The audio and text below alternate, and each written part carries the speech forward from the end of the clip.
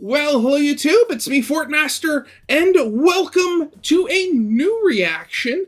This is Star Wars, The Rise of Skywalker comic adaptation by Atop the Fourth Wall, which is by Linkara. So, I was not expecting to get this request.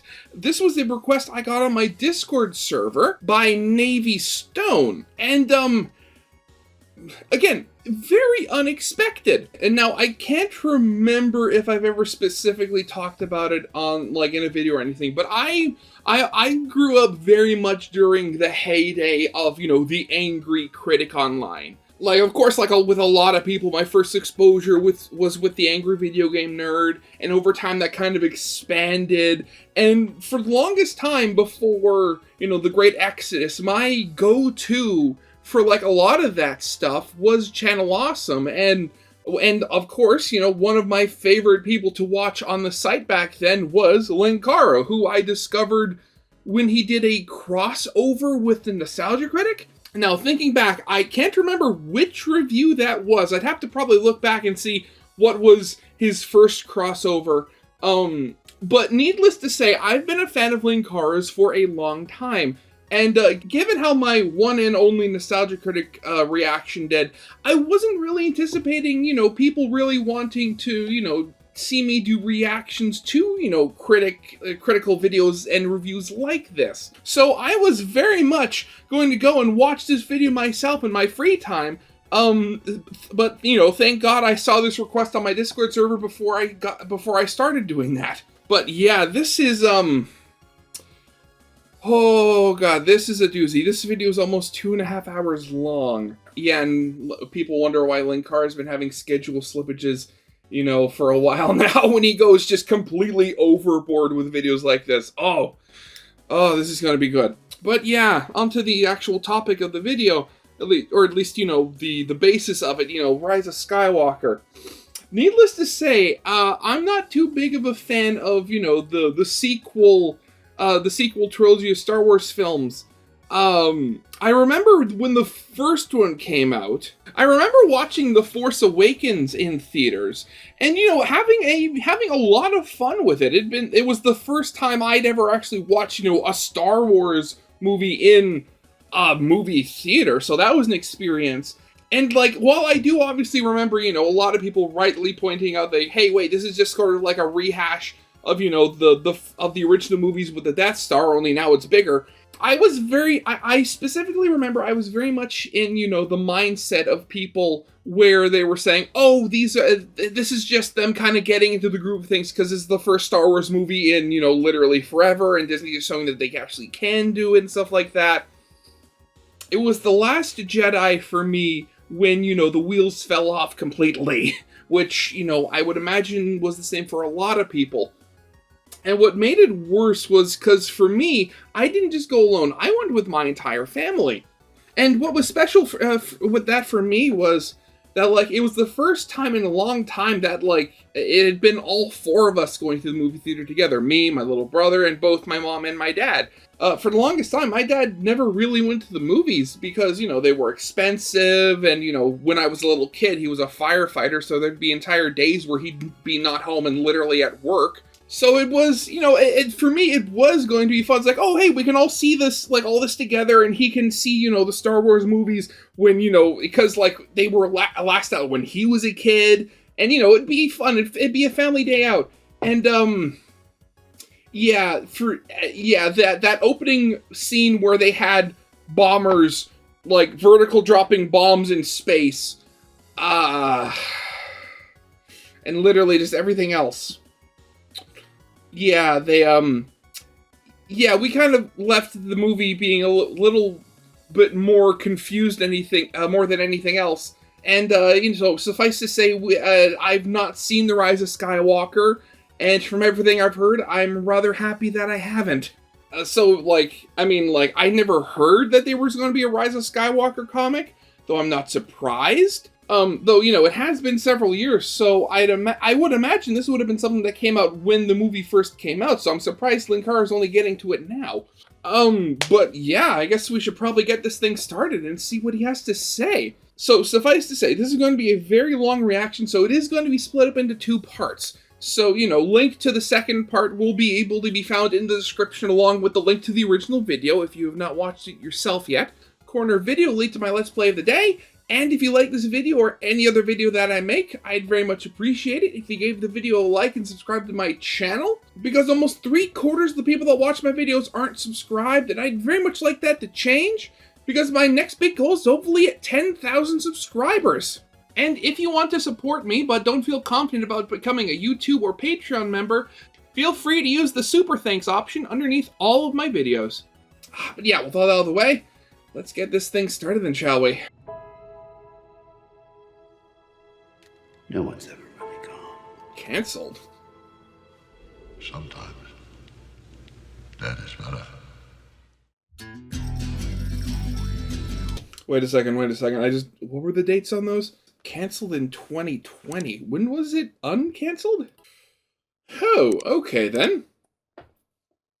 Well, okay, that answers my question as to why it took so long for Linkara to get around to it. It literally wasn't out.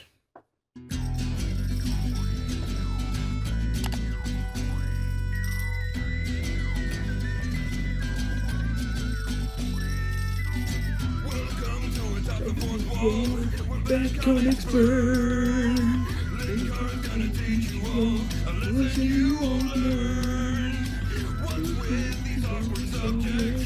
What's all this art so rubbish? To anyone who's had a bad comic published, it could be your turn. Linkara, he is a man, punch, sporadically aggressive. Linkara, he has his own spaceship, but he's always on his couch. Linkara. A universe in flux, Linkara. This comic sucks, Linkara. Oh god, honestly, again, like for anybody that's coming across this video and hasn't watched Linkara before, check out his stuff. He definitely deserves it. Though I mean, I can definitely see why some of his stuff wouldn't be for everybody. Because, unlike certain other review channels, his actually has an ongoing storyline. But honestly, that's one of those things that's always gravitated me towards the reviews, because it's not only, oh, something's going on, he's reviewing this thing that I probably never would have checked out anyways myself, but then there's also just, the storyline itself, which I've always found is fun. Check, there's no answer to myself. It's Palpatine somehow.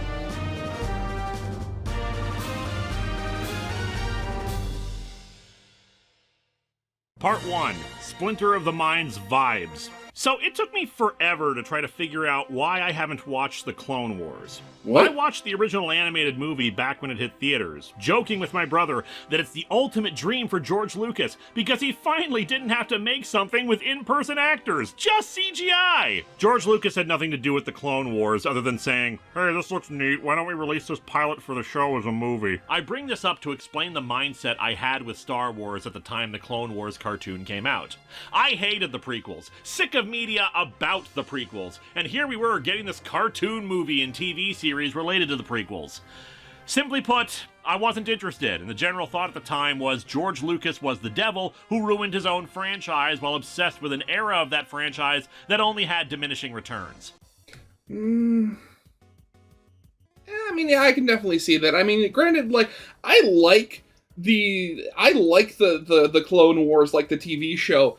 But I was never, I mean, I can say this about virtually any cartoon, really, but I was never the most avid fan. I was never the kind of person that, kept track of TV schedules and kept track of, oh, the show's gonna be on at this day, at this time, made sure to watch it when it first came out. I was, for the biggest part of my life, I was very much a sort of, go with the flow sort of deal, and so, so I pretty much only watched the show if I literally just randomly turned it on one day. Actually thinking about it, there's a number of shows that I probably would have really liked as a kid, but I just never saw more than one episode. Obviously, time has softened our opinions. George Lucas is not the devil of the franchise, and while I still dislike the prequels immensely, I understand a lot better what he was trying to do and how much nostalgia and affection people have for them these days. But then that raises a question that has been asked to me before. Why haven't I watched the Clone Wars cartoon since then? It's a good question. Universally praised, the Clone Wars cartoon introduced many characters and concepts that would carry over into Disney's era, mostly thanks to Dave Filoni's involvement, and it brought about a lot of satisfaction for people who were disappointed by the films, but liked the more complete story told by the cartoon, particularly the ending arc that went to Disney Plus that was happening simultaneously with Revenge of the Sith, with many saying I it forgot redeemed that the they film's continued shortcomings it. entirely. And I think it was around then, when people were telling me about how good those last episodes were and how it fixed that movie, that it finally dawned on me why I have a visceral distaste for the show and I've not wanted anything to do with it. It never happened. Let me explain. What? Of course it's canon. Ahsoka is canon. What happened to Darth Maul is canon. The way events played out in Clone Wars and its follow-up series are all canon. Disney owns the franchise and dictates what did and did not happen in Star Wars, live action and cartoon, and thus it is all part of the larger story. And even before then, the Clone Wars started under Lucas's ownership. He had final say of what did and did not happen in Star Wars. Oh god. Okay, yeah. So again, this whole thing is okay. Actually, a couple of things here. One, I think this is the first time I've seen a Linkara video with chapters in it, or at least maybe this is the first one I've only ever noticed them in. Because so far, talking about the Skywalker comic, we're talking about the Clone Wars TV show. But thinking about it, that's one of those things that again, I'm the kind of person where, I'll go through, I've said it before, I'm the kind of person that will periodically, go through, lore binges, where, I'll discover a series or, a world or something like that, and I'll spend just, maybe a couple of days of a week just, scrubbing through the wiki or watching, YouTube videos on a certain topic just to learn more about the universe and the setting, and then I'll just drop it and basically never touch it again. And with Star Wars, it's never been that much that bad with me. But I do remember watching a video of an interview. I'm forgetting the name of it. Well, it was one of the voice actors. I think he did the voice acting for, what was it, Star Killer in the Force Unleashed games, and I think he also does the voice for Maul as well. But he was talking about, either him or somebody else on the staff was talking about how they had to kind of work around things, in the movies, given that, the Clone Wars show is basically one giant retcon. With one of those things that throughout the entire show, Anakin never meets Grievous. So when he finally does meet him for the first time in the movies, you can legitimately say that he's literally never met Grievous before, and all the ways they had to kind of work around that in the show to make sure that the two characters never actually ended up in the same room. So it's all canon, and it all happened in universe. The problem is that I watched Revenge of the Sith in theaters when it first came out, and none of that happened. Anakin did not have an apprentice. There was no takeover of Mandalore by Darth Maul. Darth Maul did not survive getting sliced in half and given robot legs. None of that happened in the movies. And yet they are events with character arcs and interactions and developments and relationships that feel like they really should get referenced if they had happened, like Anakin turning to Obi-Wan and saying, "Yeah, falling into that nest of Gundark sucked, but you know what really sucks? Losing my apprentice because of BS with the Jedi Council." It's a problem of vibes. Every time I think I'm ready to finally watch Clone Wars or Bad Batch or Ahsoka or see these Clone Wars characters in the live-action shows, there's something poking at the back of my brain going, this didn't happen. This is a band-aid that they slapped onto the prequels years after the prequels to try to fix their mess, long after I cared for them to fix their mess. I have the same problem with modern Star Trek, probably even more so because I'm a bigger Star Trek fan than Star Wars one. I mean, for God's sakes, I've gone on rants about there being unnecessary holes in nacelle pylons and the presence of external repair droids when for most normal people, this is not a problem. But yeah, it's the vibes. It feels inauthentic to me. It doesn't feel like the Star Wars I want to watch. And this is a thing that I have to continually repeat because people don't get it. This is a me problem. I acknowledge and admit that this is not a good mindset to have. I am not mad at you for liking the stuff or for not having that same vibe problem I do. But I have it and I cannot deny my emotions about it. But it also means that you're not going to convince me to like it just by watching it, because there's plenty of stuff that I've watched that I can admire the craftsmanship for, but the vibe problem is still there. So, God, just thinking about it, I can kind of, connect and have that same sort of feeling with the Fallout TV show. Now you actually look at it, and like so far, I've only seen like a good portion of the first season. I haven't watched the second season as it's coming out yet, as it's coming out right now. And while you actually look at the show and like how the props are designed and like costumes and stuff like that, it looks like it was taken straight out of the games. Which, you know, given that they're working with Bethesda, you know, the game's current owners and creators, yeah, that makes sense that they're able to do that. But at the same time, like, a lot of the decisions they're making, specifically, you know, that a lot of these decisions are in areas where Bethesda wasn't directly involved with, like, with a lot of things in New Vegas and stuff like that.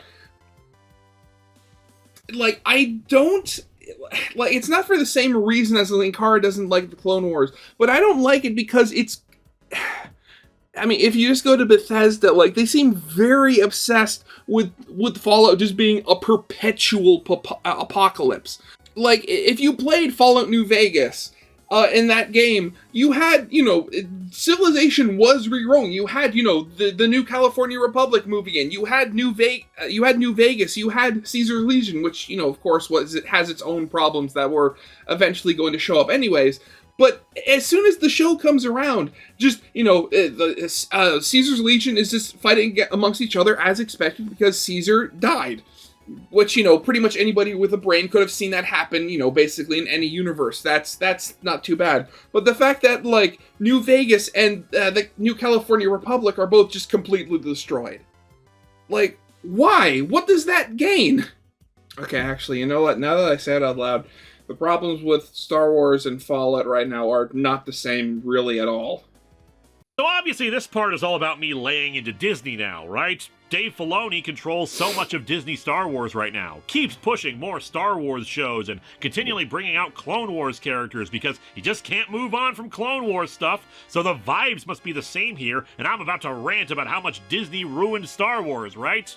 Part 2, The Phantom Mouseness. Disney's acquisition of Star Wars was good, and pushing out all these Star Wars shows is fine. Stop saying that Star Wars is just content slop now. Star Wars has always been a product, always been a merchandising, money-making first empire, inventing goofy-ass names for random background characters who are running around with ice cream makers and never had a single line in any movie. Andor is phenomenal. The Mandalorian is incredible. Obi-Wan Kenobi gave Ewan McGregor and Hayden Christensen some actual meat to work with instead of Chancellor Palpatine. Sith Lords are our specialty. You're so beautiful. My boat.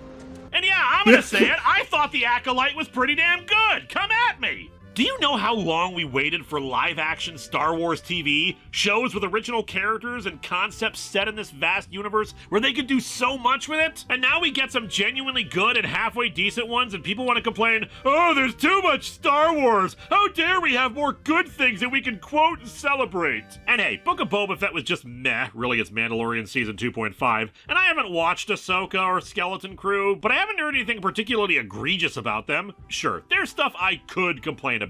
Things I don't like or find annoying, but nothing so bad as for me to say, ugh, can we stop with the Star Wars? Were people saying that about the expanded universe? Because you know Star Wars stuff has never stopped being made. Comics and novels and video games and RPGs and all this stuff that has always been around, creating new characters and lore and exploring the themes of the franchise? Or were we bemoaning that too? Okay, I can definitely see where he's coming from, but at the same time, I can't help but feel that it's not the same, because, I mean, granted, you know, I say this, like before, you know, Disney bought Star Wars, yes, the expanded universe stuff was constantly being made, but, like, it wasn't constantly out there. You know, granted, and I'm saying this as somebody who didn't know anything about the expanded universe stuff until I heard that Disney was making basically all of it non-canon.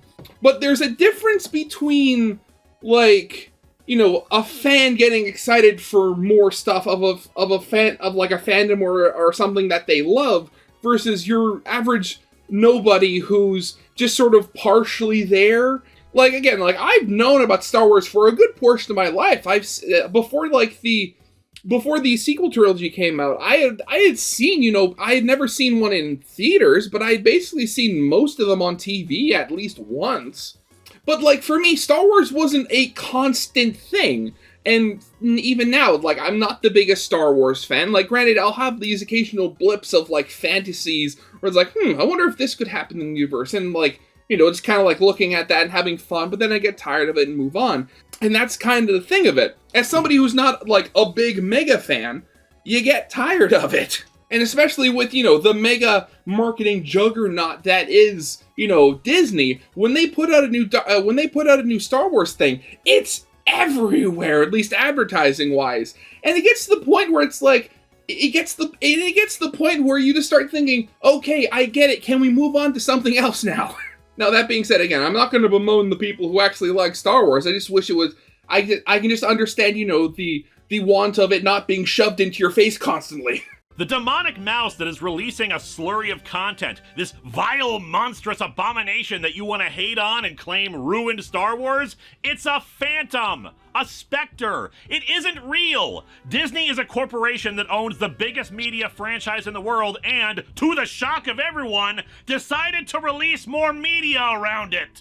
My problem is not that people complain about Star Wars stuff. This video is me complaining about Star Wars stuff. I just get really annoyed that people have started hating on the very idea of releasing shows or them doing stuff with the thing they own. Especially when I am a fan of several franchises out there that companies are just sitting on and doing nothing with. Yeah, I'm the Power Rangers / Stargate / Blake 7 fan, and let me tell ya, it sucks that the things I really like are effectively dead, with our best hope being possible reboots instead of continuations of the things I enjoyed. Yeah, let it actually get released and then you can talk to me about how it came back. They've been announcing Youngblood movies for decades. So you're not gonna see me saying, stop making Star Wars, there's too much Star Wars, or whatever. Sorry.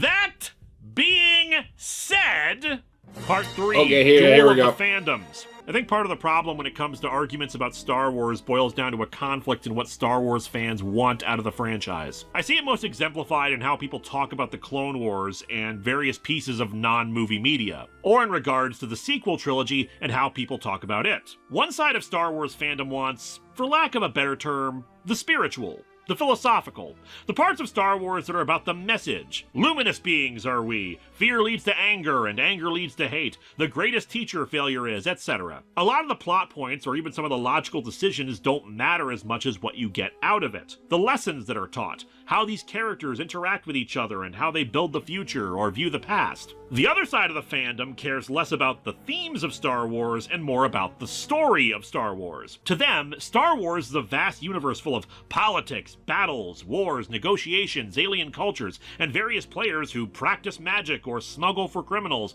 or join/battle mighty empires. They want to see the next chapter, see what exciting new characters will come about, who will fail in their missions and who will succeed. But especially if they've grown attached to some characters, to see them fall so far is unsatisfying and insulting after the journeys they saw them go through.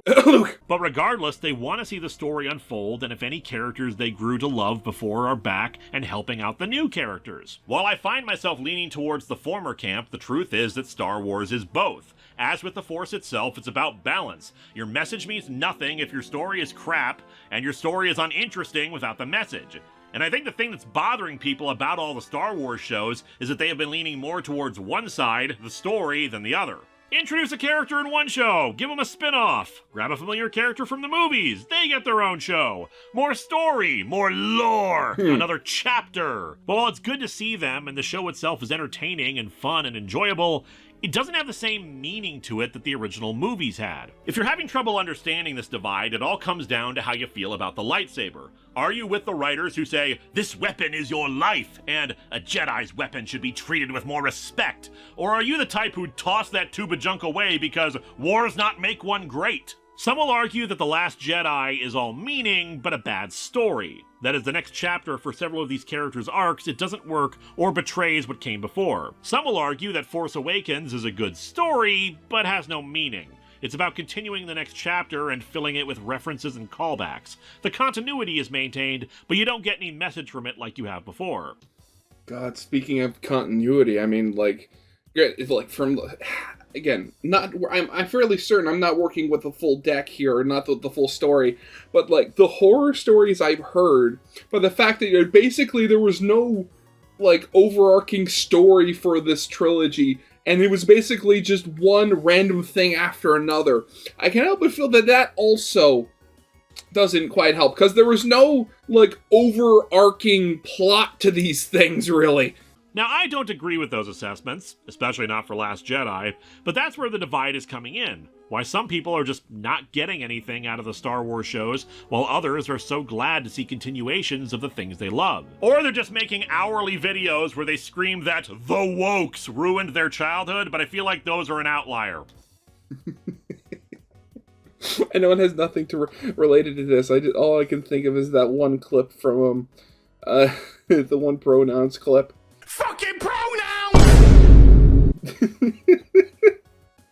Oh god, some people are such idiots. Part 4, Journey of the... Where are you going with all this, Linkara? Oh wait, no, for the love of God, stop pretending you're a video essayist who is smart and has done research. You are a comic reviewer who says boner a lot and cares more about Star Trek, and this video is longer than the movie it's seemingly about.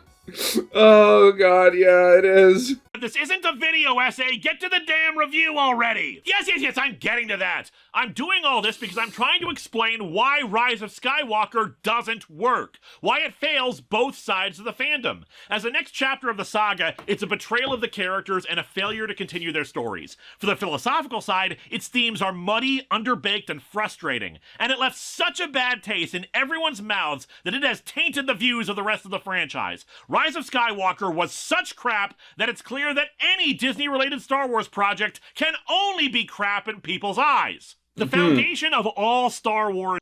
Yeah, thinking about it, I think I pretty much fall into that category.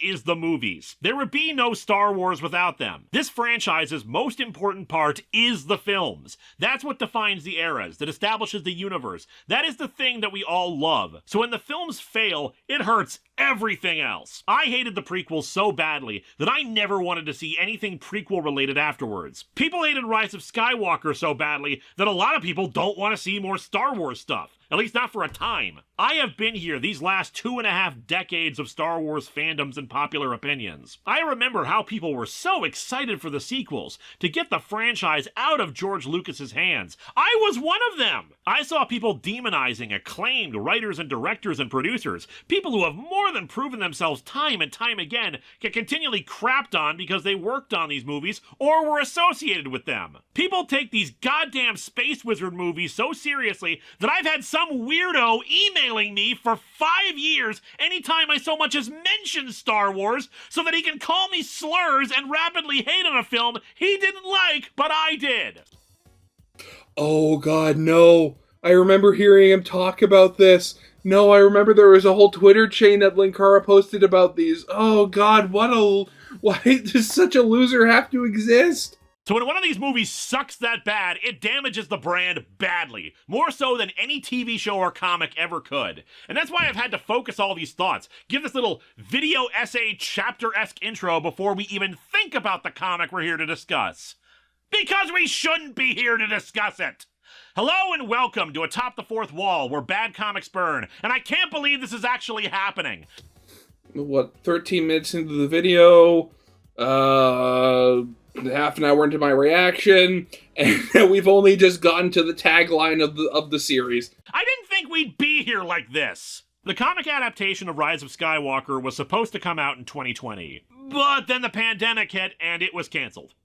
Just completely canceled. Not happening, not holding off. And hey, who would expect it to be released years later? After all, what would be the point? The movie was critically lambasted, and releasing it a year afterwards as they tried to figure out how to operate during the pandemic felt like less of a priority. So better just scrap it entirely. In 2021, IDW released that shorter, more kid-oriented adaptation of it. The same kind they've done for all Star Wars movies. And while people suggested I just do a review of that, It felt unfair. All the other adaptations got a chance to tell their story in multiple issues. Sometimes they screwed up parts of it, but they still had multiple issues for pacing, for including dialogue and scenes that didn't make it into the movie, or maybe changing something based on an original screenplay, whatever. To go after an abridged adaptation felt wrong when all the other reviews I did covered the full things. But I thought, hey, come 2028 for the 20th anniversary of the show, maybe then I'd review that comic, close it out, or even do a review of the movie itself, just so I had something for the full sequel trilogy.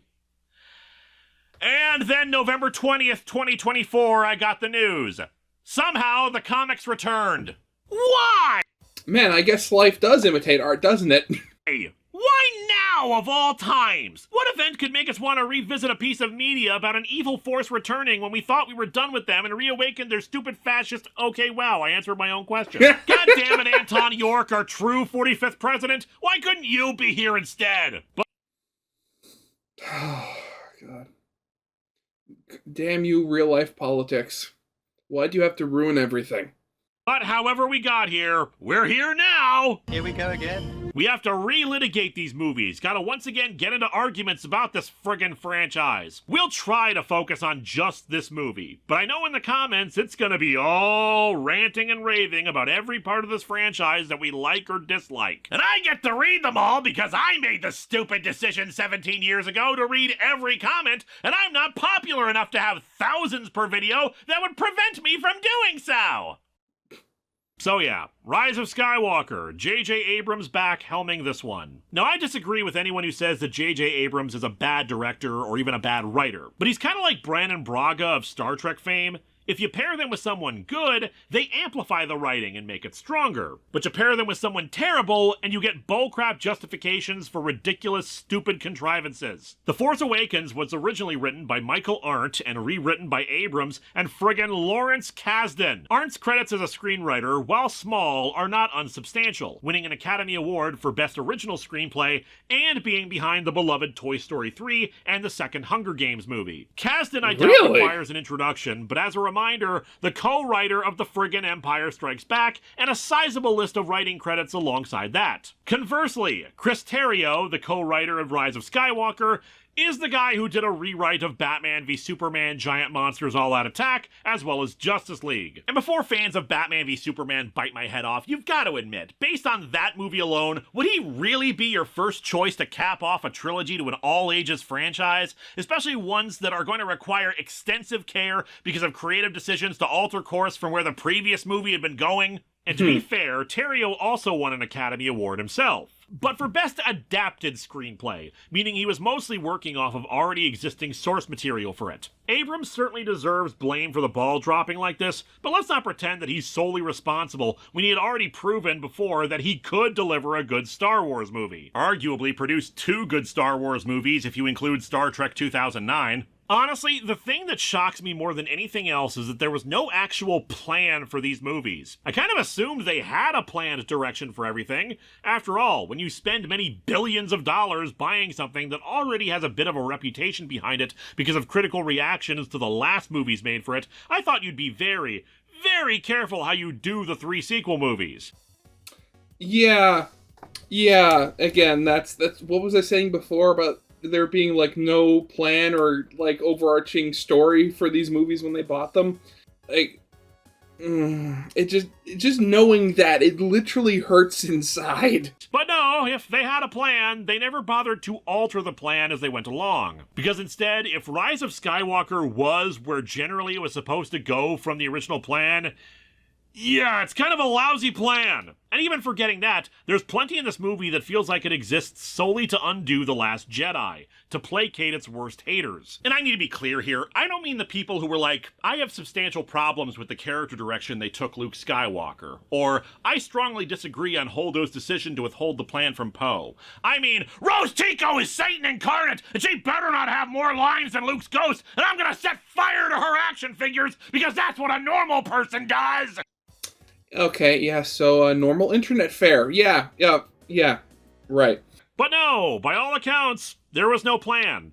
Apparently each movie they were just flying by the seat of their pants on what they were doing, maybe working with the previous director to make sure that they could set up for the next one, and then something happened. Colin Trevorrow was dropped as writer and director. Abrams was back, Chris Terrio writing it. Now, I did read the Duel of the Fates script before this, and it is better than Rise of Skywalker. It still has a lot of problems, in my opinion, but not nearly as many as Rise. Wait, I'm sorry, the Duel of the Fates script? What? Concept for scrapped episode 9. Oh, so that was a scrapped script for that movie. Oh, okay.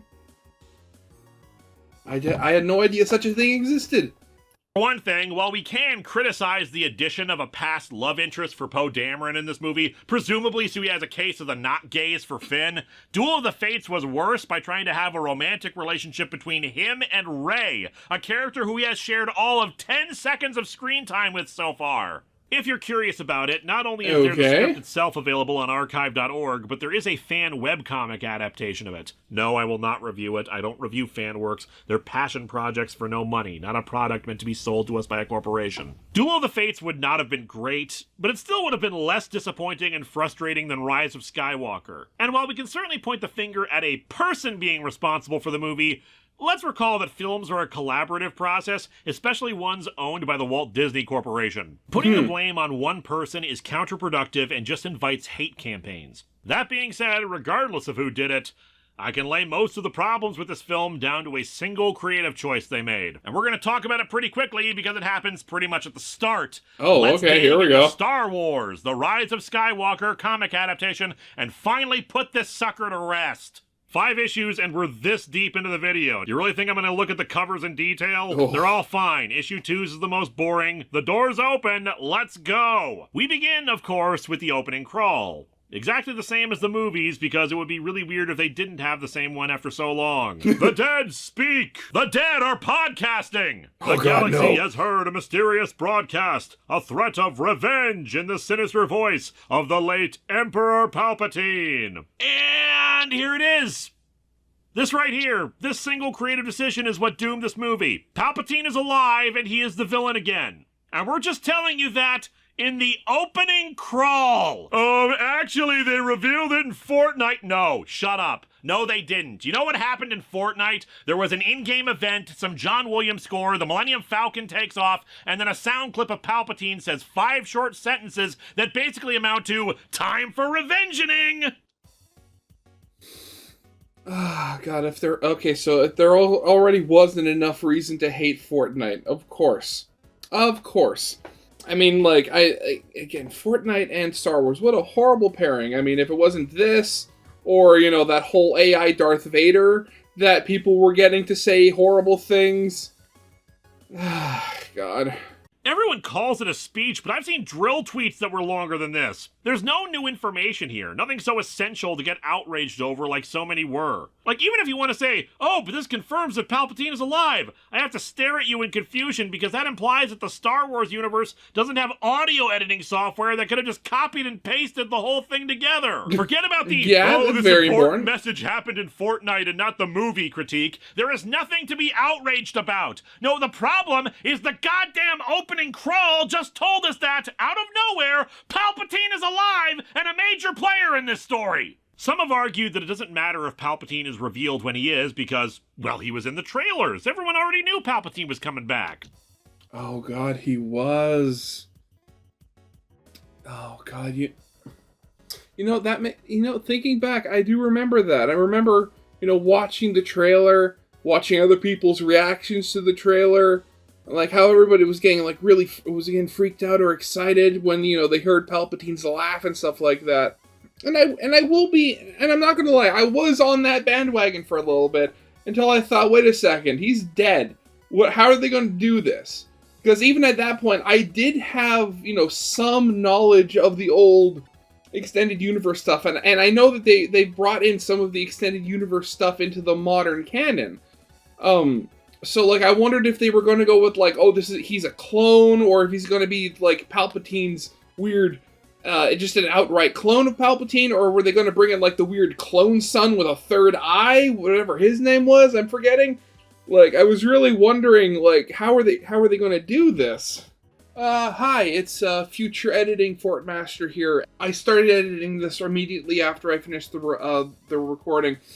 And just after I got to this part, I decided for old time's sake I was gonna go back and watch the old, like the teaser trailer for Rise of Skywalker, and man, I mean, even knowing how bad the movie that comes after it actually is, I gotta say it is a masterfully done trailer, just on pure nostalgia alone, because when I heard, after, again, for probably in the first time in 6 years, Palpatine's laugh at the end of the trailer, I legitimately got goosebumps.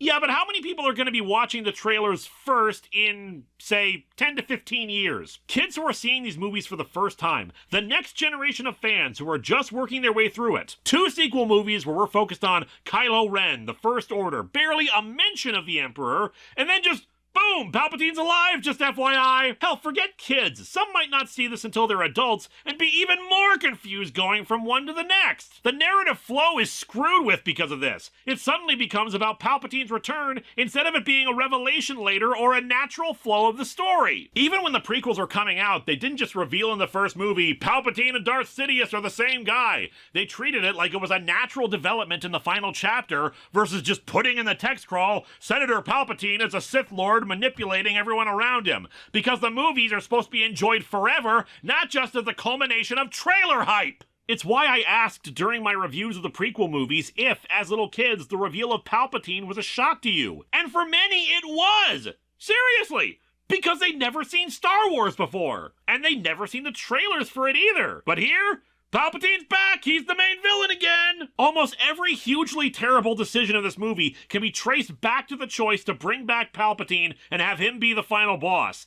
It's maddening how stupid this was. Oh god. This is again not quite the same, but this is giving me like really big sort of, god, what was it? What was his name? Snoke? The like the Sith guy from the first 2 sequel sequel trilogy that ends up getting killed really just out of nowhere.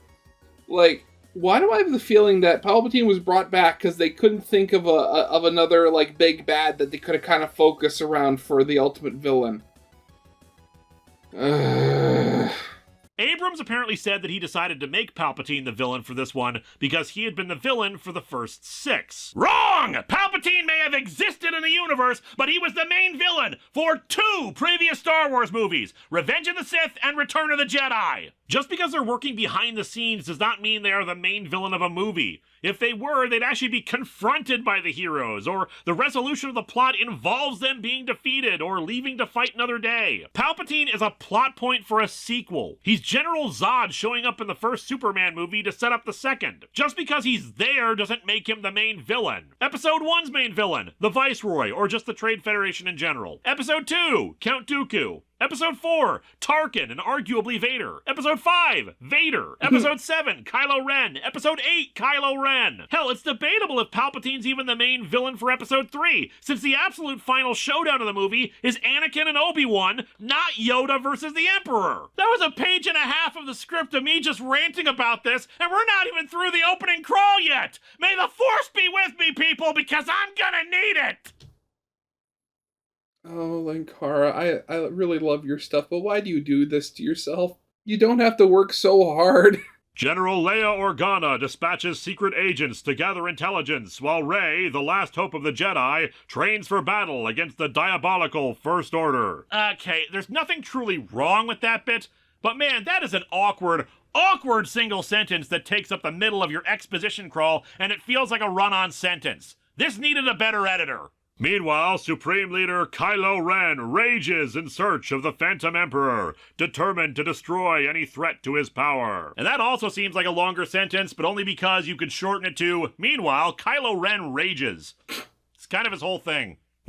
Yeah, does he literally do anything else in these movies? Truly open on Kylo Ren doing as the crawl said, killing some unnamed randos in search of Palpatine. What was not revealed in the movie, or at least if it was intended to be, was not clear at all, was that the planet we see him doing this on is Mustafar. You know, where Anakin got crispy and Darth Vader built his friggin' castle. Hey, remember all those shots of Mustafar featuring a burnt-out forest with trees on fire and stuff? And before any of you start typing in the comments about how volcanic ash is actually great for plant life and soil and whatever... Yeah, but the whole thing is that plant life still requires, photosynthesis. From what little I do know of, wasn't Mustafar just, nothing but volcanoes?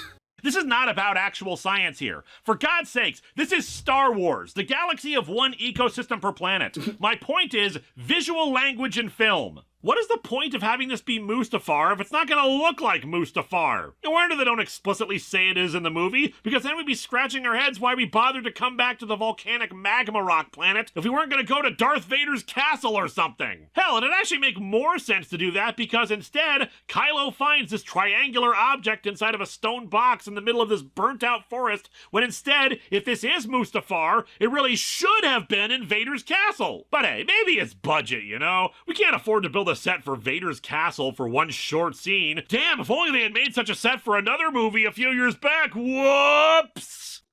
I mean, you can't expect them to reuse that. They didn't actually build the set. It was all green screen. 2 pages in, people! I'd say we have to speed this up, but you can see the damn timeline bar! The triangular object is a Sith wayfinder. I originally thought, and wrote, that this was a Sith holocron. If you're unfamiliar with it, a holocron is basically a big, inconvenient thumb drive that you can only activate through use of the Force. Jedi ones were octahedrons inside of cubes, Sith ones were pyramids or tetrahedrons. Which, fair enough. As we know, pyramids are a sign of the greatest evil in history. Ancient Egypt!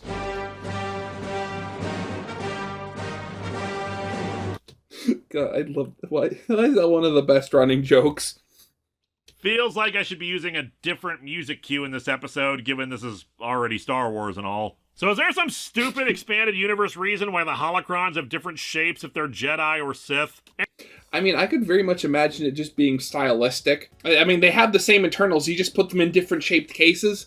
Or alternatively, given that, there's the whole spiritual side of the Force, maybe, the more sides means that, the angles of the container are, they're not as sharp and as acute. So that's better for the light side of the Force, while the dark side wants sharper angles. I don't know. That's a really stupid reason. Anyway, point is that somebody decided to leave this space GPS in a box in a forest outside of Darth Vader's castle, and Kylo Ren has found it and plugged it into his TIE interceptor. All while this goes on, Palpatine's Fortnite speech is relayed to us. And as I said, it is so unimpressive I will not be recounting it for you. The Wayfinder points Kylo to the planet Exegol, a dark, rocky world full of electrical storms and a giant underground lab in a cave or something with huge, massive statues of... Palpatine? Some other Sith guys in robes? I don't know. This is one of those missed opportunities of the film. Given the immense resources that we're going to see that Palpatine has, why is he operating out of a friggin' cave? Well, given those statues, why don't we say that, I don't know, this is actually the first Sith temple? After all, we saw the first Jedi temple. We could use this as a cool contrast. Think of it. Yeah? A Jedi temple is humble and simple and works within life, a tree. The dark side operates in a literal dark place, hollowing out a lifeless area and creates massive statues to exalted, powerful figures. But no, we learn nothing about this. God, honestly, it's... I mean, honestly, I'd say that's wonderful, but, what's that old, but there's literally a George Lucas quote that works perfectly for this. Again, it's like poetry, so if they rhyme. He's here because it's dark and spooky. And yes, I know, Expanded Universe and the Rise of Skywalker Visual Dictionary talk about the history of this place and all that, but none of that is in the movie. Yeah. All we get later is 3PO calling it the hidden world of the Sith, which frankly feels like any planet that you could hide. Given the long game that Palpatine played, Kamino is technically a hidden world of the Sith. But anyway, Kylo is here and the Emperor starts talking to him. At last. Snoke trained you well. I killed Snoke. I'll kill you. My boy, I made Snoke. And good thing I did. The original designers were going to use an AI cookbook that called for bleach in the mix. So here's a running tally we're going to have in this review. Things that exist only to placate people who hated The Last Jedi. Oh, no. This video is 2.5 hours long. How high is that count gonna be? Why is this here?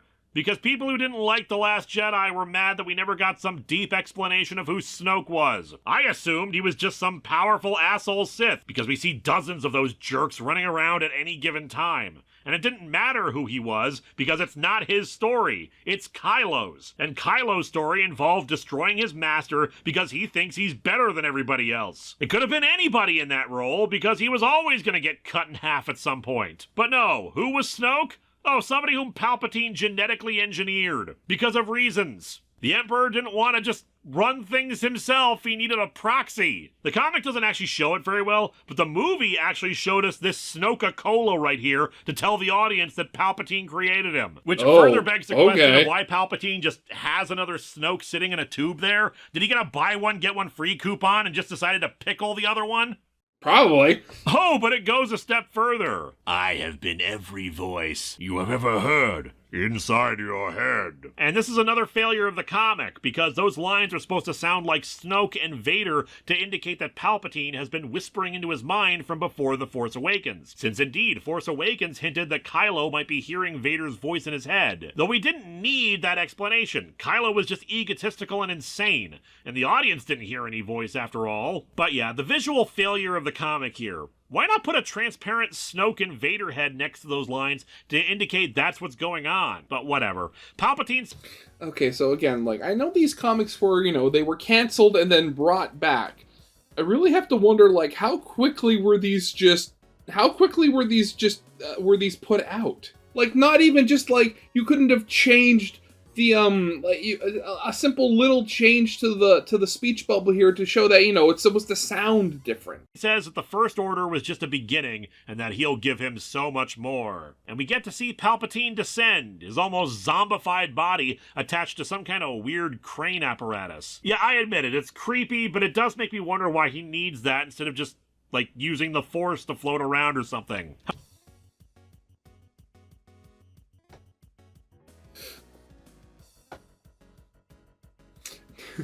I just remembered there's a little like skit there that Worthy Kids, the creator of Big Top Burger, did specifically about, you know, Palpatine coming back.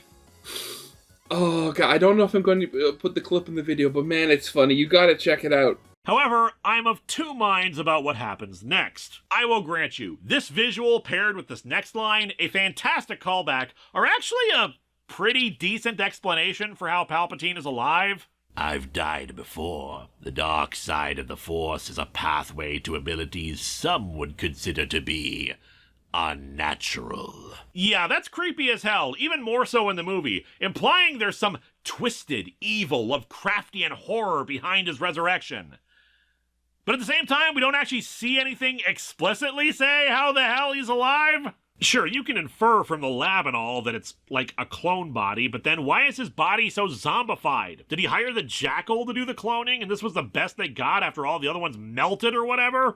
Okay, admittedly, this is one little thing I actually do know about Star Wars lore, and from what I've heard, it's part of the reason why back in the prequel trilogy, why, like, after being hit by his own Force lightning, you know, Palpatine immediately goes all, like, gray and wrinkly and stuff like that. And that's apparently, you know, the dark side of the Force is, like, very damaging to one's body, especially the more you use it. So maybe given that, you know, if this is supposed to be a clone body, it's not quite as structurally sound, for lack of a better word, as a fully natural body. So the negative effects of the dark side is kind of are amplified even further. Like, who's to say, like, I mean, looking at the background here, you see more bodies. Who's to say he doesn't have to constantly keep switching bodies because the ones he's using burn out?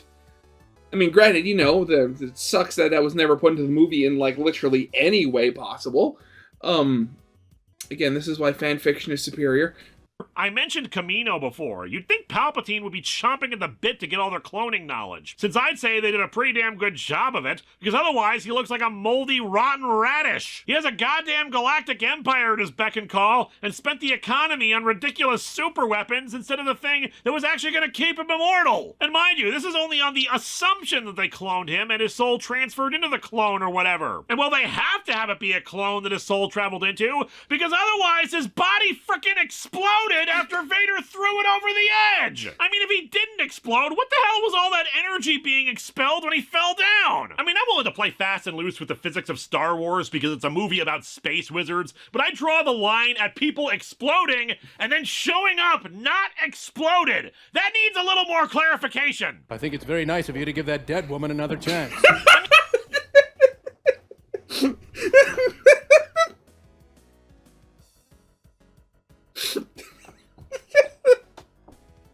Oh god, I've said it before, but it's stuff like this that like is the reason I love watching reviews, because like I am not like a very critical person when it comes to media. I've said it before that like I'm the perfect like audience member for media, because like I can very easily get sucked into a piece of work while like not like noticing any flaws of it unless they are like really, really bad and egregious. And it takes me a while of like constantly thinking about something to finally actually starting to notice its flaws. And it's the reason why I watch reviews and critics like this, because it's basically the shorthand and cuts out the middleman of me having to figure out why something sucks. Now, granted, after that, I still, decide on my own power whether, whether I like the thing, if it sucks. Again, like, one of my favorite, guilty pleasure movies is Battleship. And even I will admit that movie is really bad, but it's also really fun. I mean, between this and Darth Maul, nobody who falls down a pit apparently can die. What, is Han Solo gonna show up in this too? I was kidding! Of course. Of course. Oh, that's just beautiful. And by the way, the Emperor transferring himself into a clone body happened in the pre-Disney expanded universe too.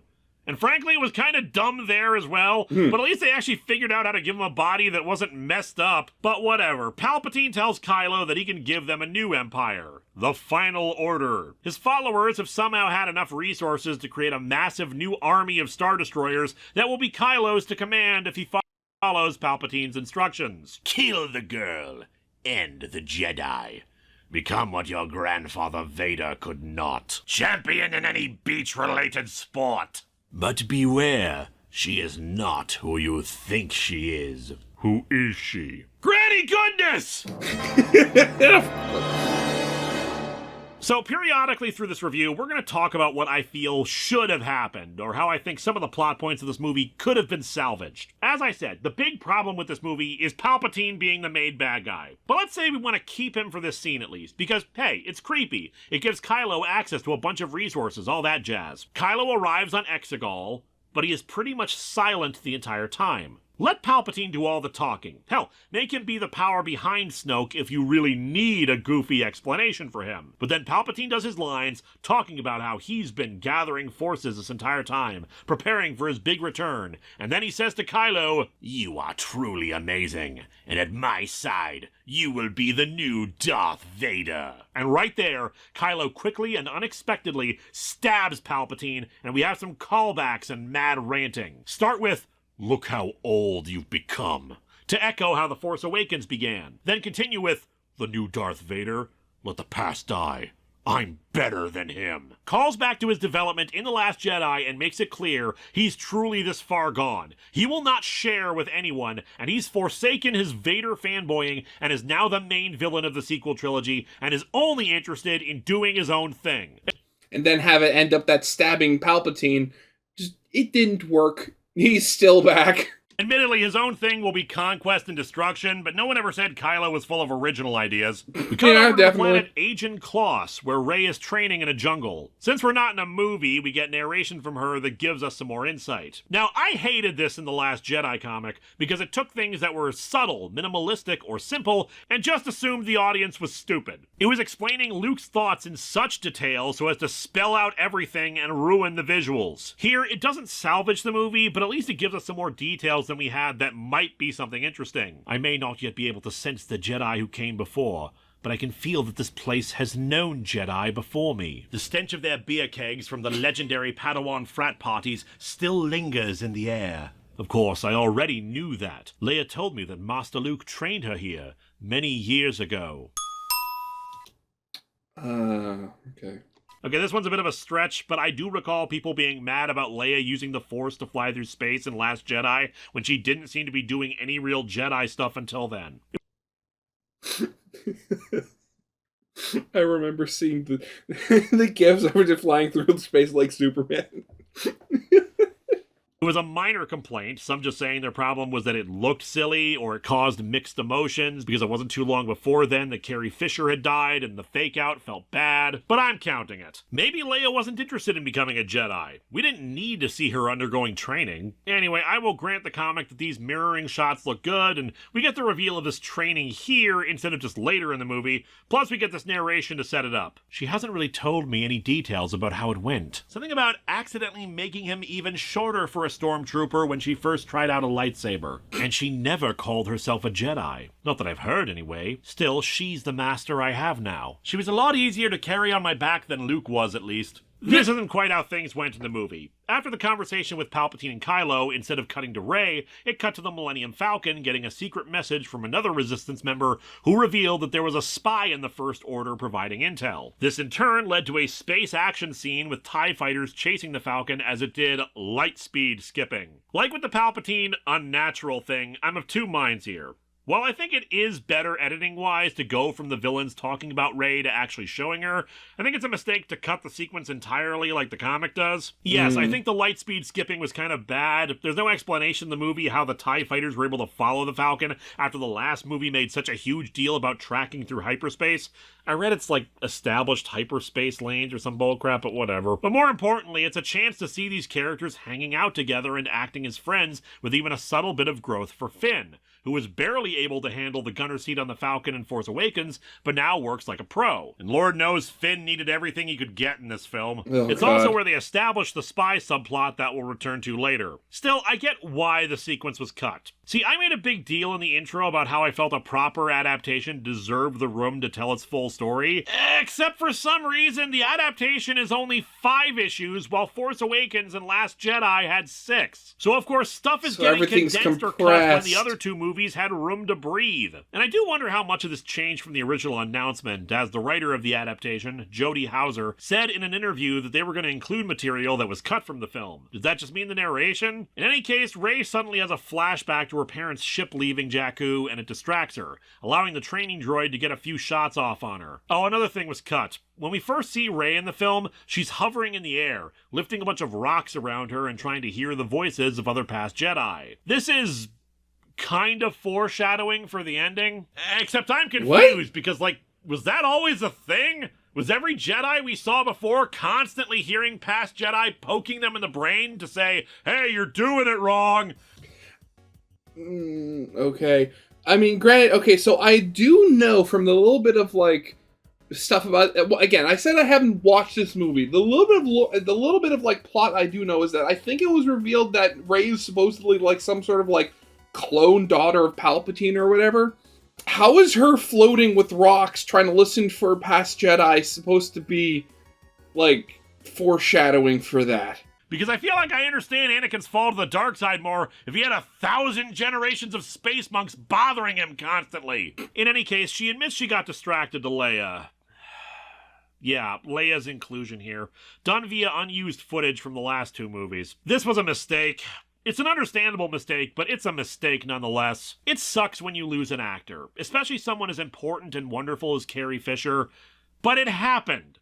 Trying to shoehorn Leia in despite the fact that she has nothing to do because she's all B-roll doesn't work and just makes it awkward. And they try to have her death matter in the plot, but it just becomes even more unnatural than Palpatine's Sith powers. In my opinion, her character should have died between movies, maybe open with her funeral. Or maybe she dies right at the beginning, making some big, grandiose send-off, I don't know, but this doesn't work. Hell, you could incorporate her death into the character arcs at the start. People feeling lost without her. Lando needing to step up and take charge now that Leia's gone, and he could fulfill her role. Maybe Kylo isn't aware of her death because he's so closed off from empathy anymore, and if you're gonna do the redemption arc, learning that he's so full of hatred that he didn't even see her death happening in the Force. Hell, that'd be a nice parallel to Luke not knowing about Han's death in Last Jedi. It's like with Star Trek Beyond. When Leonard Nimoy passed away, they killed Prime Timeline Spock off screen, but they made that death have significance for Kelvin Timeline Spock's character and his motivations. It was far more respectful than trying to shove some leftover footage into the movie where she stands around saying barely anything.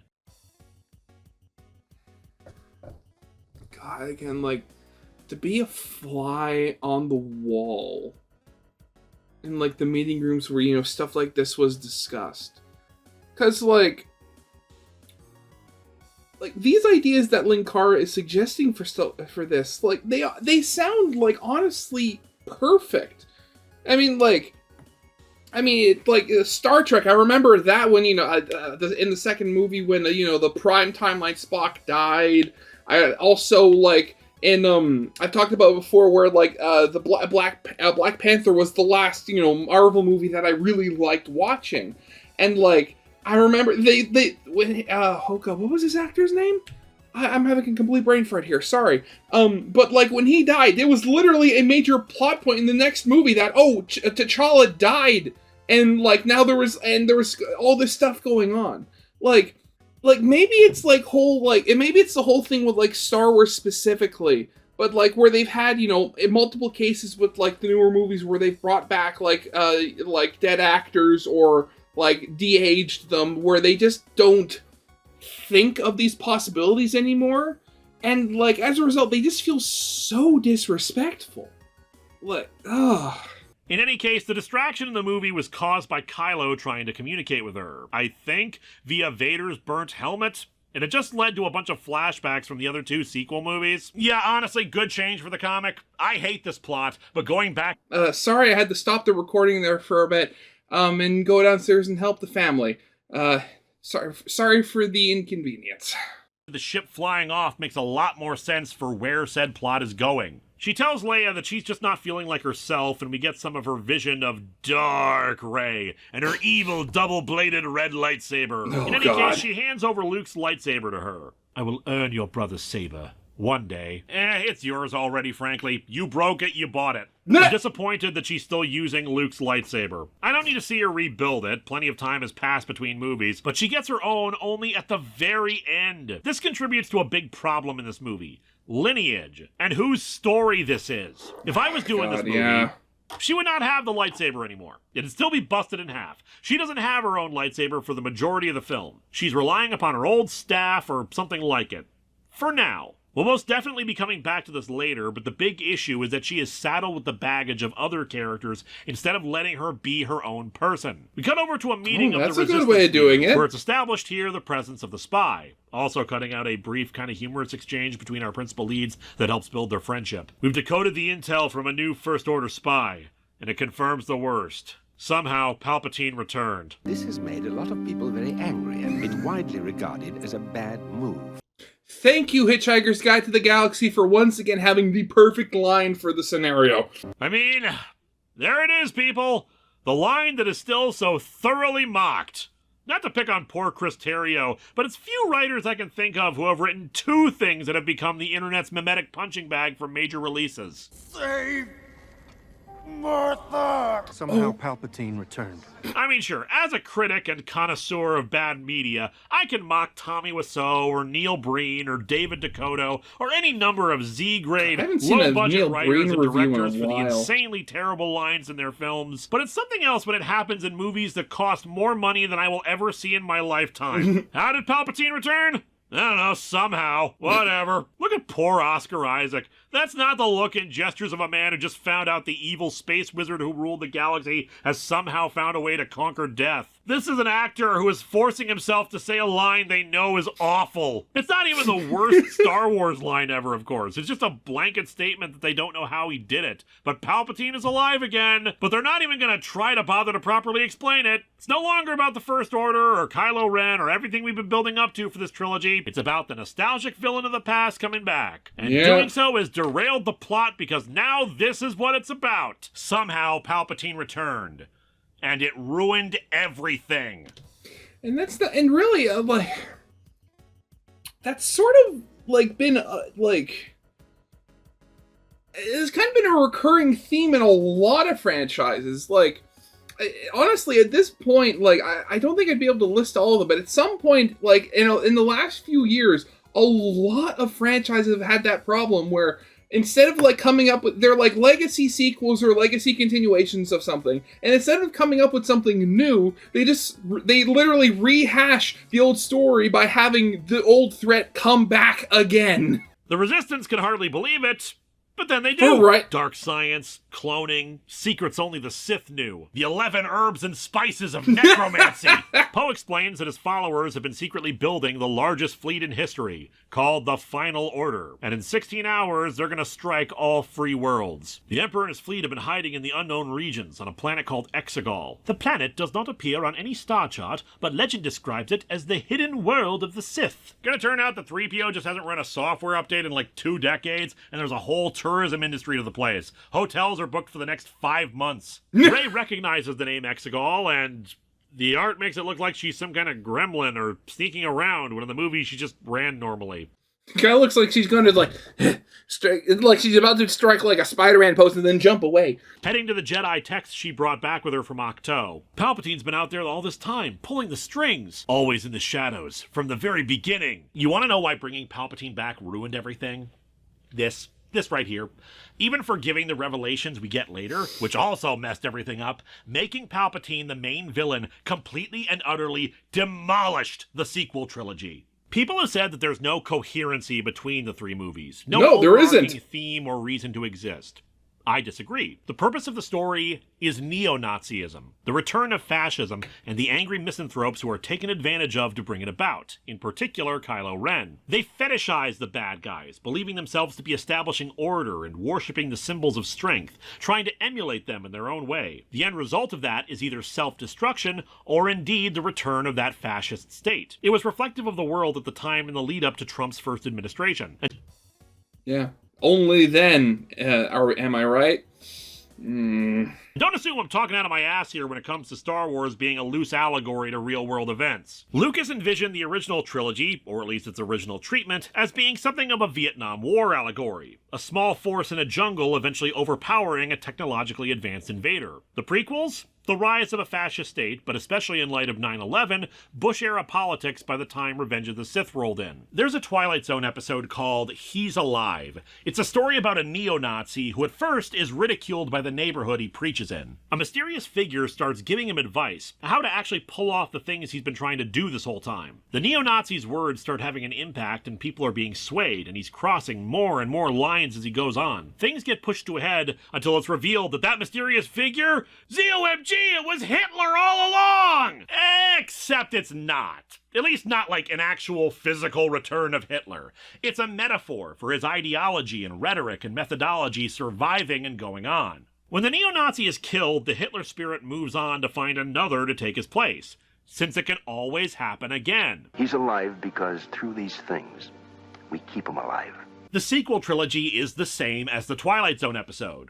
Except in the case of Rise of Skywalker, no, it actually is Hitler, and he's totally come back from the grave to be Hitler again, which is just stupid and undermines the broader idea about evil resurfacing. Oh god, I thought the sequel trilogy was bad before.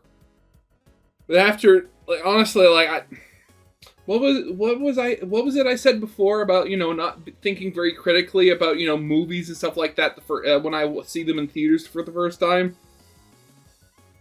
Yeah, I probably never would have gotten that.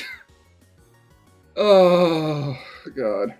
Is it about angry youth wanting to burn everything down so that they're the only ones standing and no one can oppose them? No, it's just Palpatine all along. Do we address the issues that actually push someone into worshipping a fascist state or rejecting positive figures for dark, sinister ones? No, it's just Palpatine all along. Do we explore the loneliness, the sense of rejection and betrayal by authority figures we trusted and finding solace only in each other, but in turn the toxicity of those we would embrace being used to justify more pain, more violence, more self-defeating evil? Nope! It was Palpatine all along! He's the bad guy, not Kylo! Just kill Palpatine and it's all okay! We just have to keep killing Hitler, guys! One of these times it'll stick and then space fascism will never come back again! And don't try to argue, but it's a movie for children! Because even if that was true, it's not. All ages does not mean for kids. It's a bad lesson for children. You can't just say, the bad guy was defeated and then everything was good forever, except for if the one bad guy comes back. Can you believe we're still not even halfway through the first issue? Oh god. Okay, wait a second. I'm looking. This entire time, I've had the chapters to the video open at the side, and I haven't really been looking at them. But I've only now just realized. So, like, issue 1, the chapter we're currently in, started at 20 minutes. Issue 2 doesn't start until an hour and 6 minutes into the video. Issue 1 takes up 40 minutes of this. And then issue 3 starts at an hour and 18 minutes. So issue 2 is covered in 12. God. Rey tells Leia that Luke was searching for Exegol, but determined that you need the Sith Wayfinder to get to it. To stop what we both feel is coming, I need to finish what Luke started. Find Exegol, find the Emperor. When was it... When was it said that that's what Luke was doing? I thought he was just in exile being a lonely hermit drinking blue milk. No. What? Why not? Oh, I don't have a reason I can explain because I'm just stock footage. Just me saying the word no without any explanation why finding Palpatine would be bad. It's not even like you said you were going alone or something. Rey says that she's gonna go with or without her blessing. It's what you would do. You didn't wait until you were ready to fight the Empire. You couldn't. There was far too much at stake. That is, in fact, demonstrably false. Yeah, Leia fought the Empire, but she didn't go off half-cocked. That was Han and Luke's thing. Leia made sure the Death Star plans were safe. She didn't try to hide on board the Star Destroyer and hopefully sneak onto the Death Star to blow it up herself. She stuck around on Hoth to try to get people to safely run away from the Empire. She told Luke to run away from Vader instead of handing himself over in Return of the Jedi. And probably the thing that makes this an attempted counter of The Last Jedi, she scolded Poe for destroying the Dreadnought at the cost of so many lives, and then stunned him when she woke up so they could, once again, run the hell away and live to fight another day! Okay. I'm putting my bet here now. I'm going to guess that this counter reaches at the very least double digits by the end of this review. Yes, she fights the Empire. She is brave and willing to take risks, but acceptable risks. Plans that minimize casualties and surrounded by enough forces and supplies and preparation to give them a fighting chance. She's not just heading off alone on a wild goose chase. Except maybe a free Han from Jabba's palace. That was probably the biggest risk she ever took, mostly alone, and that ended up going to 5 kinds of hell. Rey promises to come back and continue learning about the Force. I only hope I'm here for you when you do. They're running out of shots of me to use. This is a stunt double in silhouette right here. Rey is preparing to take the Falcon to the desert of Pasana, the Forbidden Desert in the actual movie, when Poe and Finn announce they're coming along. I need to go alone. Why? Right, yeah, along with friends. No, it's too dangerous, Finn. Why? All you know is that the trail to find the Sith Wayfinder went cold on Pasana, and that was however many years ago. What makes you think there's anything particularly too dangerous for your friends who are also Resistance members? And this is assuming you find anything at all. I mean, you'll probably find something because it's a movie in the universe. The Force is with you. Though that does make me tilt my head and wonder why the Force wasn't with Luke when he was doing this. Did he just say he looked for Exegol and instead went to Tashi Station to pick up some power converters, aka went to the strip club? It's like, he said he did it, but then again, he's just sitting on the couch that entire time. Chewie, BB-8, and 3PO say they're coming too. Maybe this is what family really is. The people who don't let you go. The people who run toward danger with you. This is a very good sentiment and a good line for this movie and for Rey's character arc. Too bad it came out literally anywhere. The movie is complete nonsense, and I hate it, and I will explain my better idea for an ending when we get there. Leia gives Rey back the lightsaber. Never be afraid of who you are. And this is also a good line, honestly, both for the revelations that will come, or if they had stuck with her being nobody. But I have to say, why does the comic version of Leia look more dead-eyed and fake than the one in the movie? The comic cuts and changes some minor things. It cuts out 3PO's brief goodbye to R2, definitely a mistake, and changes one of Rose's few scenes. In the movie, Finn invited Rose to come along on the journey, which she should have, but says that Leia asked her to stay behind and look over old Star Destroyer specs to try to find a weakness in the Exegol fleet. I don't know why she'd be able to uniquely do that, since I feel like in the 20-plus years since the original trilogy, the Republic would have been looking over such things, given the Empire remnants still running around.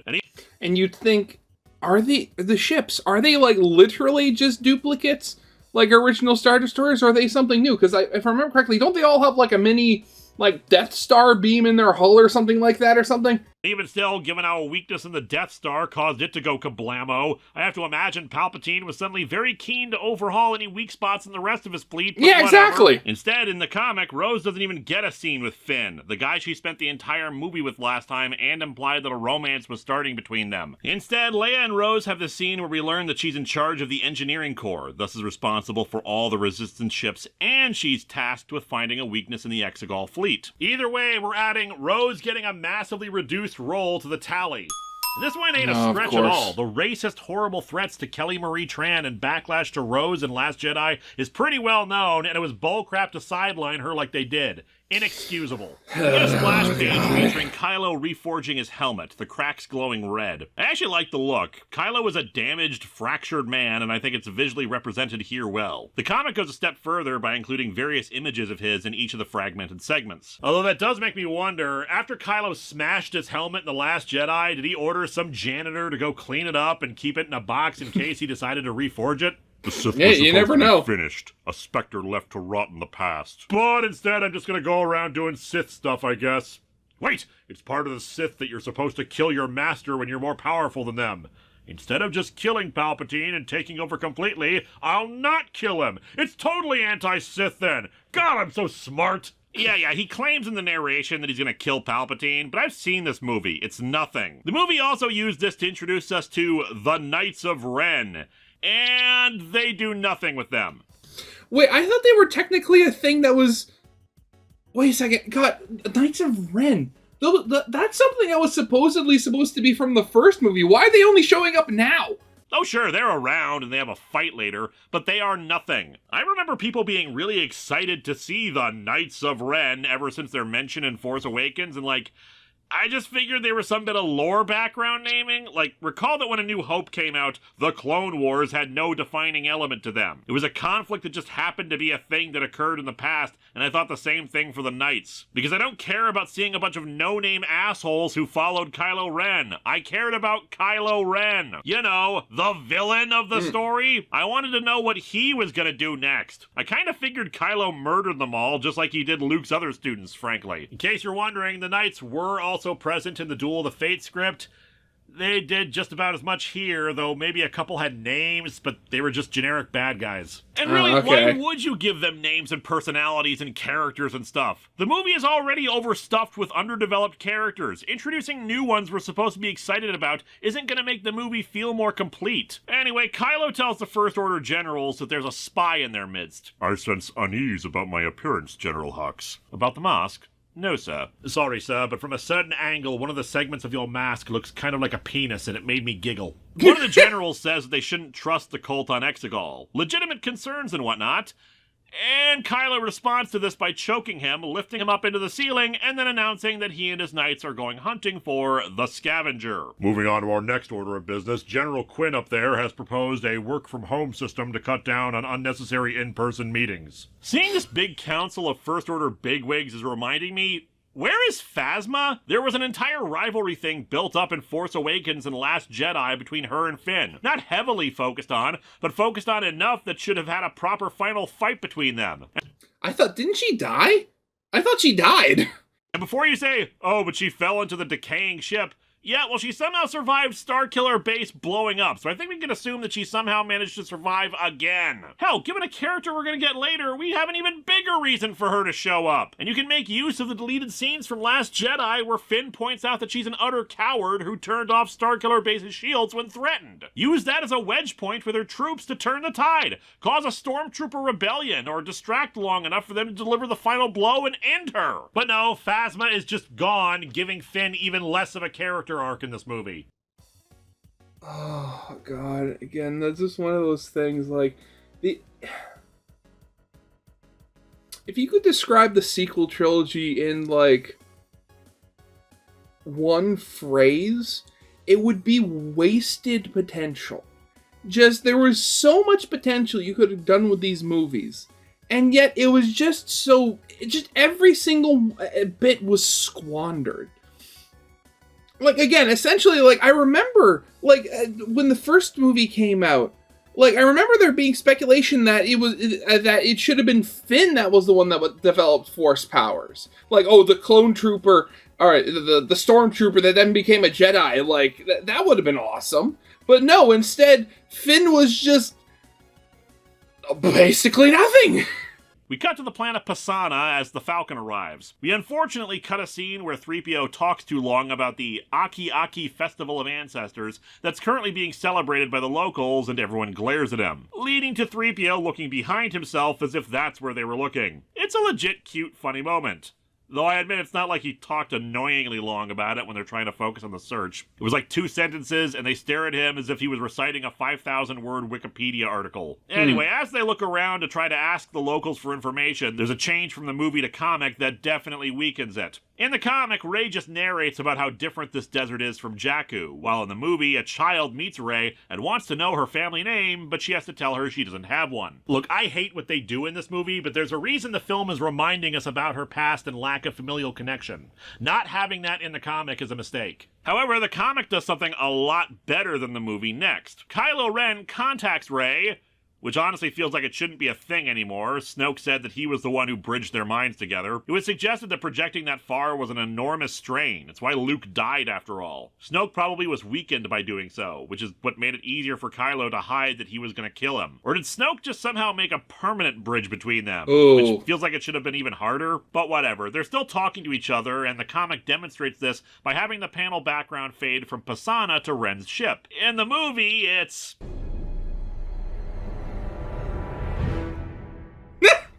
well, one of us is going to have to change. Just the instant cut. Like, I swear I've seen nearly identical cuts. No, you know what?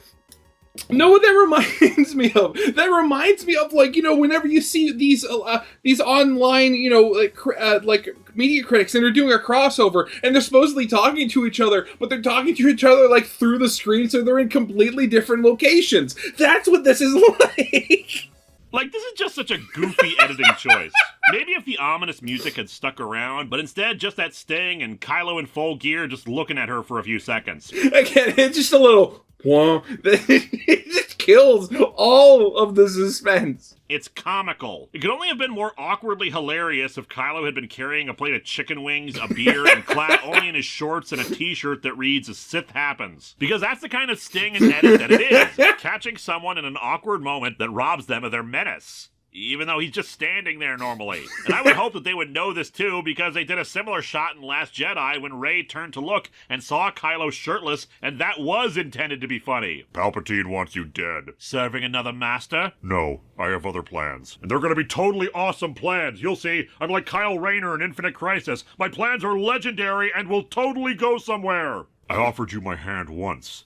You wanted to take it. Why didn't you? Well, just spitballing here, but maybe it's because you were ranting about ruling the galaxy and destroying and killing and all that jazz. Rey says that Kylo was haunted by what he did to his father and, like, No, not really. I wouldn't call this so much as trying to placate haters of The Last Jedi, as much as it is the creators of the movie, Abrams in particular, I'd say, having a different vision for the trilogy starting from Force Awakens. It seems to be indicating that murdering Han Solo was supposed to be a bigger issue for Kylo, but Last Jedi took it in a different direction. Snoke said that the act split him, but it seems more like he just wanted to reject his parentage altogether and found a kindred spirit in Rey, who wanted to find her parents, but had no lineage. You could say that he wanted what she had, and she wanted loving parents like he had rejected. That being said, even though the interpretation of how Kylo rejected his parents has changed, the thing that seems to be consistent across the three movies is Kylo's desire for kinship with Rey. Whether that's a romantic desire on his part, or just a desire for a companion or friend who understands him is up to you, I guess, but the point is, Kylo says he's gonna find them and wants to turn her to the dark side. He also inexplicably reaches out with the Force, and somehow takes the necklace that the alien child had given her, transporting it across the galaxy. This is a bit iffy to me. Just seems like a power the Force shouldn't have, teleporting things across vast distances.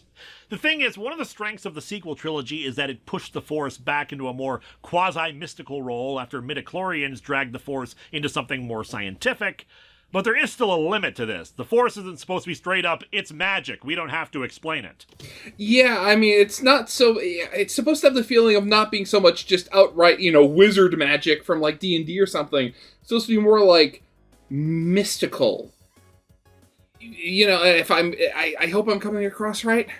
Still, it's not like some unforgivable sin, and its use later is decent setup and payoff with this. In any case, Rey realizes that with the necklace, Kylo can track them to where they are and tries to get our heroes away, but there were already First Order stormtroopers in the area, one of whom recognizes them. However, before he can call in reinforcements, a masked figure shoots a space crossbow into his face and pulls our heroes inside some kind of, tank, I guess, for lack of a better term.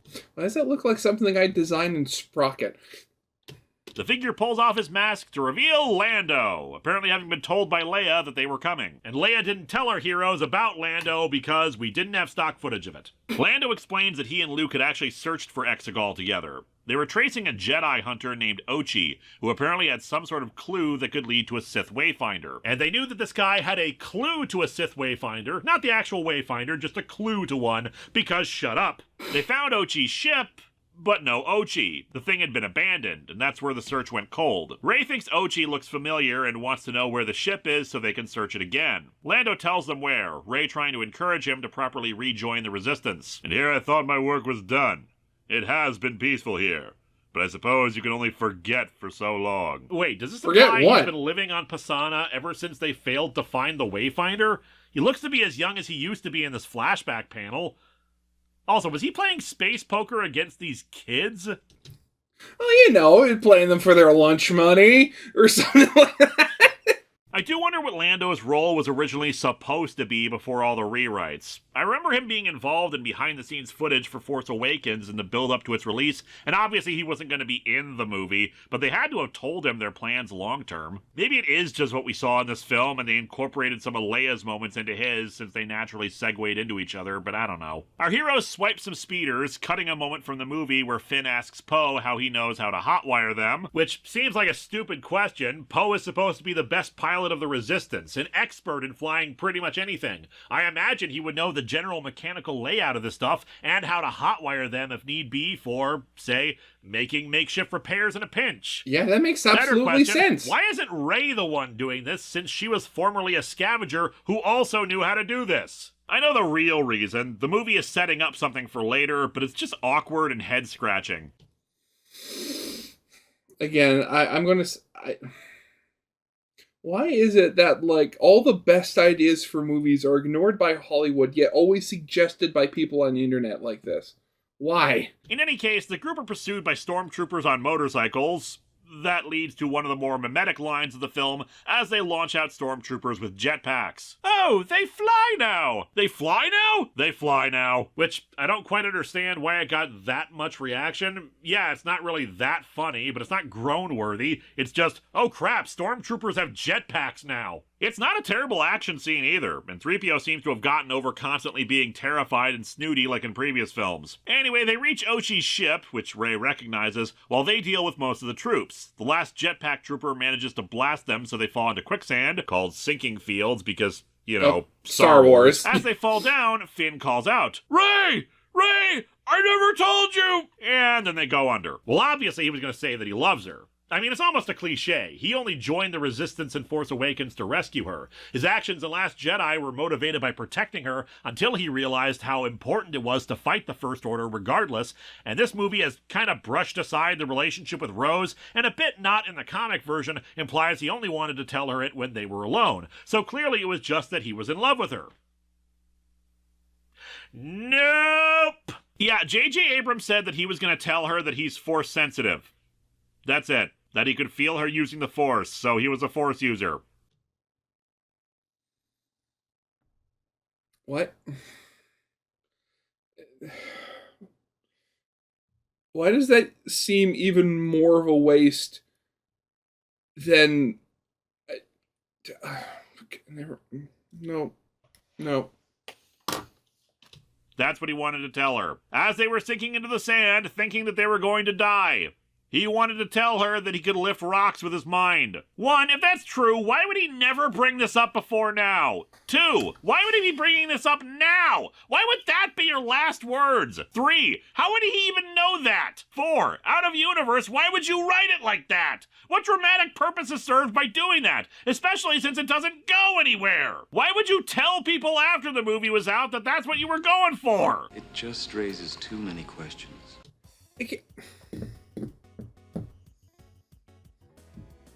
Thinking about what Linkara said at the beginning of this, that J.J. Abrams basically acts as like a multiplier when you pair him up with like a good writer or a bad writer. Given that I basically have no knowledge of any writers in Hollywood, this is just making me want to avoid any movie that J.J. Abrams ever works on for the rest of time, even more than I already was, just in case he gets paired up with more bad writers again. They locate a speeder in the tunnels that has a Sith symbol on it. I was going to question why 3PO suddenly knows so much about Sith symbols and stuff, but I suspect that it's info Luke had him study and learn about in the intervening time. But yeah, they suspect that the speeder was Ochi's, that Ochi didn't deliberately abandon the ship, but fell into the tunnels and died as they find his remains. Bones. I don't like bones. They're coarse and they're rough and they get everywhere. Oh my god, I'm infected! How come I don't like bones hasn't become as mimetic as they fly now? That feels like a much dumber line, especially from someone who has shot at people before. I think mainly because it wasn't in the trailer. Like, they fly now was in the trailer for the movie. So more people than just people who saw the movie know about that line. That's literally the first time I've ever heard that before. Rey senses a dagger among the remains and can, in turn, sense all the killing and pain it's caused. 3PO can read the inscriptions on it, the runic language of the Sith, which has the location of the Wayfinder inscribed on it. If the location was supposed to be a secret, why would you write it on a dagger, something that will get worn out as it gets used? And in a weird shape and very obvious way that would attract attention to it. Hell, why would you write it down at all? 3PO, however, can't tell them the translation. His programming forbids him from speaking translations of the Sith language, apparently passed by the Senate of the Old Republic. Which is interesting to me because I wonder how far back that rule was made. By the time of the prequels, the Jedi Council said the Sith had been extinct for a millennium. Sure, it's possible there was a rule passed down back when the Sith Empire was a thing, but it seems weird that he'd still be programmed with the language then. It's not like 3PO was 1,000 years old. Anakin built him out of spare parts he got on Tatooine, not like a standard model or something. Which, come to think of it, another critique of the prequels, Anakin programmed in thousands of languages into 3PO? Did he just order, like, a basic protocol droid software package from Space Micro Center or something?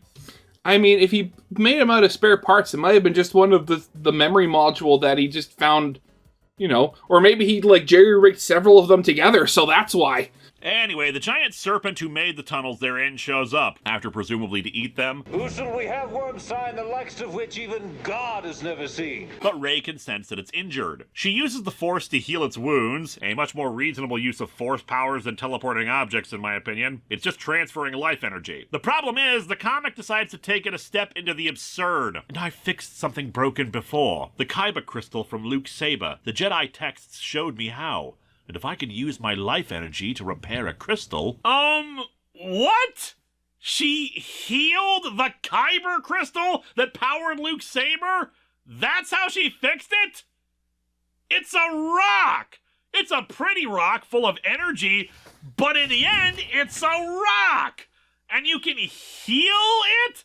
I mean, by that logic, why can't she heal spaceships? Like, why did the comic even bother to include that info? The comic also fails to showcase that the serpent leaving is what opens up a tunnel for them back to the surface, though I'm assuming there was already one somewhere, otherwise how are they breathing? In any case, they think the First Order will be waiting for them back at the Falcon by this point, so instead they're going to try to get Ochi's ship up and running. However, Rey senses Kylo's approach and decides to confront him. Chewie is sent out to get her, but unfortunately the Knights of Ren have caught up and attack. In the movie, we don't see his capture, but here we get a brief action montage of Chewie fighting back before being overwhelmed. And the Knights don't try to go into Ochi's ship after the others because that would only make sense. We don't see how in the movie Finn goes back out to get Rey and Chewie, spotting him being loaded onto a transport. Instead, we're just ending issue 1 with Kylo Ren's ship flying at Rey. She turns in the opposite direction, runs as fast as she can, and just as it's about to hit her, she leaps up and slices the thing's wing off. God, imagine if the scene had been in a good movie.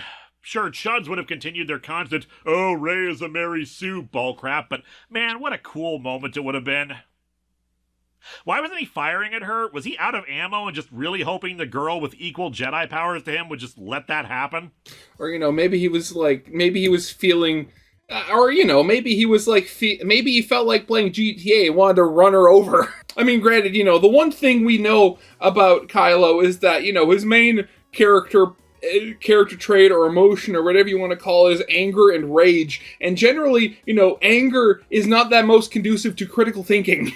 Sure, you could say he doesn't want to kill her, but then why does he try to fly a ship right into her? But yeah, only now are we done with issue 1. Sure, the first issue is actually 32 pages instead of the standard 22 like the rest, but God, look at the friggin' timeline of this video and realize how much there was to talk about for only this first issue.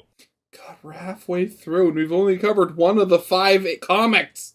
And we haven't even hit a lot more of the awful, awful parts of this movie yet. Finn tells Rey about how Chewie is captured and they spot a transport vessel taking off. Rey narrates that she won't lose her family again and uses the Force to try to pull it back down. However, Kylo just walks off his destroyed... What is with this one drawing?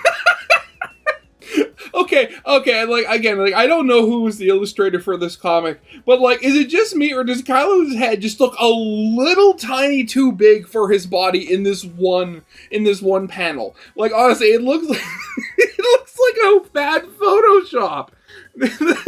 That, with, the complete lack of emotion, doesn't look like they go together. Say what you will about the First Order, but the safety standards for their crashed ships is top-notch. Remember that Finn and Poe survived a TIE fighter crash in Force Awakens, too. These things should win awards for how safe their cockpits are. Kylo narrates that he can feel Rey's anger and fear, wanting to see what happens when she's pushed. Which is more explanation than we got in the movie, where he suddenly just starts using the Force on the ship himself? Is he pushing it back up? Trying to pull it towards himself instead?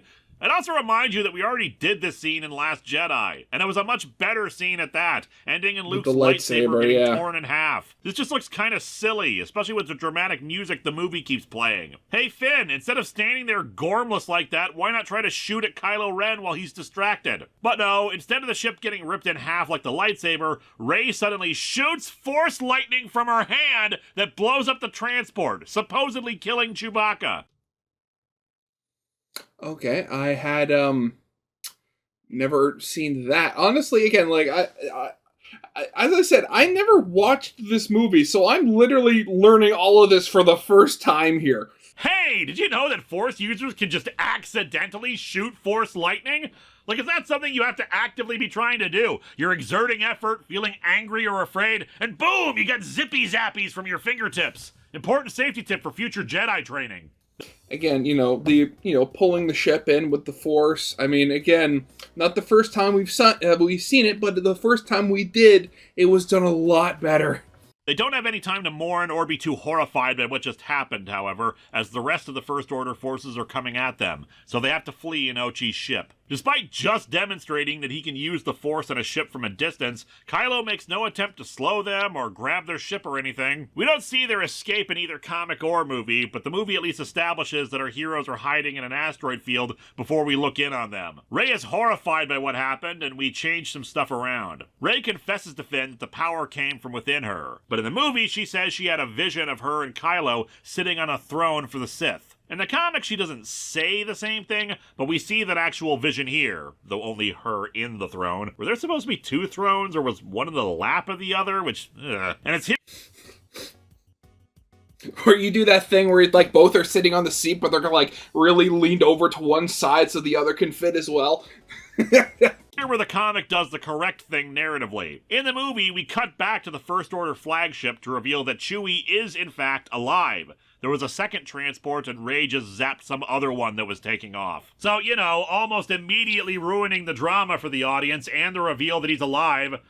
Or maybe test audiences just completely flipped out at supposedly killing friggin' Chewbacca like that, and they needed to move up the reveal before everybody walked out. But no, instead we stick with our heroes. They only have 8 hours left before the Final Order makes its move. Chewie had the dagger on him, so they don't have it anymore to be translated. However, 3PO points out that the inscription is still in his memory banks, even if he can't translate it. And I guess just removing the image from his memory banks is impossible. As such, the only... Again, like...